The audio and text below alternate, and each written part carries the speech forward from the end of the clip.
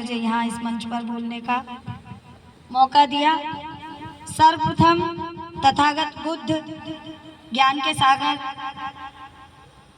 बुद्ध भगवान के चरणों को नमन करते हुए करोड़ों करोड़ों दलितों के मसीहा, knowledge of symbol doctor BR बाबा साहब अम्बेडकर जी को चरणों को नमन करते हुए हमारे समाज में जितने भी महापुरुष, सभी जितने भी जन्मे हैं, सभी के चरणों को नमन करते हुए मान्यवर काशीराम साहब को नमन करते हुए, साथ ही साथ हमारे नेता एडवोकेट चंद्रशेखर आजाद जी को अपना आदर्श नेता मानते हुए, विनय रतन जी को अपना आदर्श नेता मानते हुए, कमल सिंह वालिया जी को अपना आदर्श नेता मानते हुए, एवं जितने भी हमारे क्रांतिकारी नेता हैं सभी को अपना आदर्श नेता मानते हुए इस मंच पर उपस्थित सभी मेरे बड़े भाई, छोटे भाई, सभी को मेरा क्रांतिकारी जय भीम।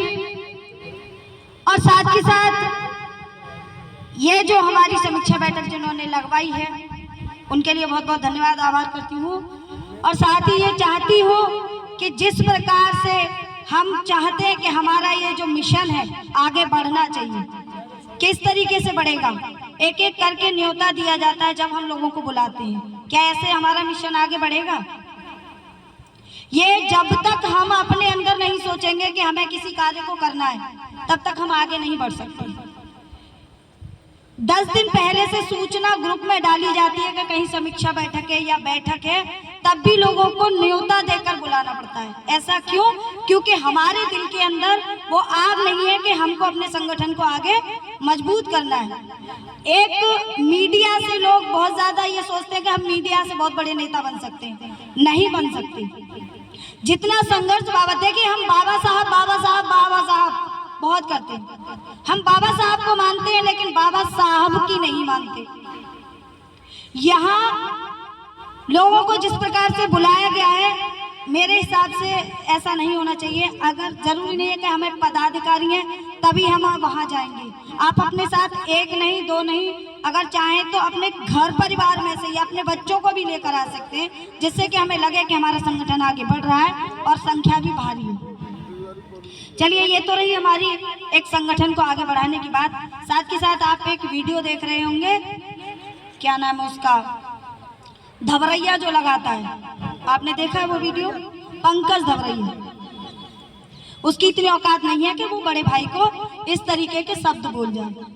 लेकिन कहीं ना कहीं आप देख रहे हो कि हाथरस में जो भीम आर्मी आजाद समाज पार्टी का चल रहा है, लोग जहां दिखने चाहिए उतने नहीं दिखते। अगर कहीं जिस प्रकार से कलेक्ट्री पे जब हमने ज्ञापन दिया था, अगर उस प्रकार से लोग इकट्ठे हो जाएं तो किसी का औकात नहीं कि कोई हमारे जिले में बोल जाए। उसकी इतनी हिम्मत क्यों? क्योंकि 2 बार हमने उसके खिलाफ FIR भी कर चुके हैं, लेकिन फिर भी उसमें सुधार नहीं, क्योंकि उसे पता है कि हाथरस के लोग एकत्रित ही नहीं है, इकट्ठे नहीं है। तो सबसे पहले हमें अपनी ताकत दिखाने के लिए इकट्ठा होना पड़ेगा और जब भी मीटिंग लगती है वहां पहुंचना पड़ेगा। काम सभी के पास है, मेरे पास भी है, आप सभी के पास भी काम, लेकिन उसमें से समय हमें निकालना जरूर पड़ेगा। तो सबसे पहले ये रिक्वेस्ट करूंगी कि सभी भाई जब भी कहीं मीटिंग हो या समीक्षा बैठक हो, सभी 2 घंटे का समय जरूर निकालें और अपने साथ अगर 2 लोगों को भी लेकर आएंगे तो मान लीजिए 10 लोग अगर 2 लोगों को लेकर आ रहे हैं तो भी हमारी संख्या बहुत भारी दिखेगी। साथ ही साथ बताएं कि बाबा साहब के लिए आप पोस्ट पे पोस्ट करते जाते हो, लेकिन बाबा साहब की बातें कितने लोग मानते हैं? लोग ये बहुत अच्छे से कह देंगे कि महिलाओं के लिए बाबा साहब ने क्या कुछ नहीं किया, लेकिन कभी आपने वो चीजें अपने घर में लागू की? नहीं की। अपने घर परिवार में अपनी बहन बेटियों को बताया? नहीं बताया। हमारे समाज में एक बहुत ही बड़ी दुख दर्द बड़ी एक, मेरे लिए तो मैं ये जो समझती हूँ, एक ऐसी कहानी है कि अगर हमारी बेटी पढ़ना चाहती है और अगर गांव से कॉलेज बहुत दूर है, तो सबसे पहले हमारे परिवार के लोग ही अपनी बच्ची के अंदर एक ऐसा डर पैदा कर देंगे कि क्या करोगी, इंटर तक पढ़ गई हो, इतना ही काफी है, इंटर तक कॉलेज हमारे पास था, और अगर डिग्री करोगी तो बहुत दूर जाना पड़ेगा, समाज में लोग कैसे कैसे मिलते हैं, तुम्हारे साथ कोई घटना ना हो जाए, लोग क्या कहेंगे। ये हमारे समाज में अपनी बच्चियों को रोकने की जो बंदिश लगाई जाती है। आपने देखा होगा जितने भी जो जनरल कास्ट के लोग हैं अपनी अकेली बेटी को हॉस्टल में पढ़ने क्योंकि उनको पता है, क्योंकि वो संविधान जो बाबा साहब ने लिखा उसका फुल फायदा ये जनरल वाले लोग ले रहे हैं। हमारे बच्चे संविधान नहीं पढ़ते, लेकिन जनरल के लोगों के बच्चे संविधान पढ़ते हैं। उनको पता है कि संविधान से क्या फायदा है। उनके बच्चे पढ़ लिख कर IAS PCS बन रहे हैं, और हमारे बच्चे पढ़ने के बावजूद भी अगर एक दिन घर में किसी चीज की जरूरत हो तो घर के माता पिता उस बच्चे को ये कह देंगे, कोई बात नहीं, पढ़ा लिखा तो बेटा तू है, लेकिन वहां चला जा चौराहे पर 300-400 रुपए का काम करिए आना। लेकिन जनरल कास्ट का कोई भी बंदा आपको चौराहे पे नहीं मिलेगा। चौराहे पे मिलेंगे तो हमारे 85% के लोग मिलेंगे आपको, पढ़े लिखे होने के बावजूद मिलेंगे। और ये लोग चाहे एक छोटी सी पान की दुकान खोल लेंगे, नमक से रोटी खा लेंगे, लेकिन बाहर किसी को पता नहीं चलेगा, लेकिन बच्चों को पढ़ाएंगे भी और कभी मजदूरी करने नहीं जाएंगे। अभी हमारे बड़े भाई जिला अध्यक्ष जी ने एक बात कही थी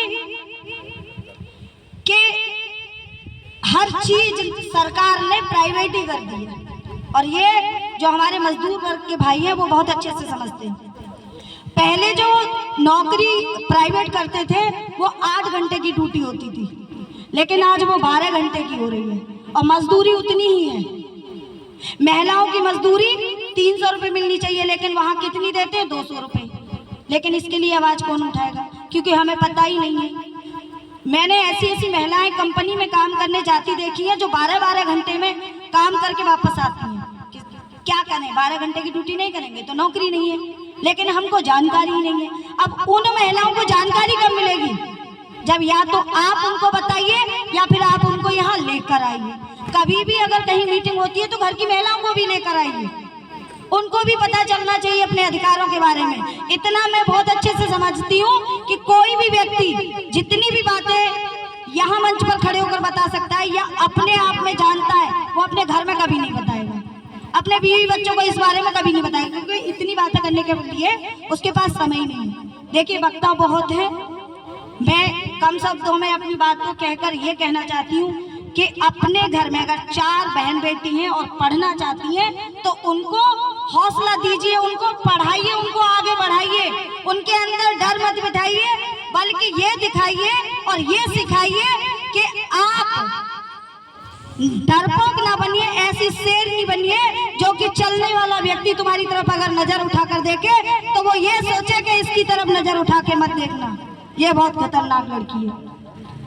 बस इसी के साथ अपनी वाणी को विराम दूंगी।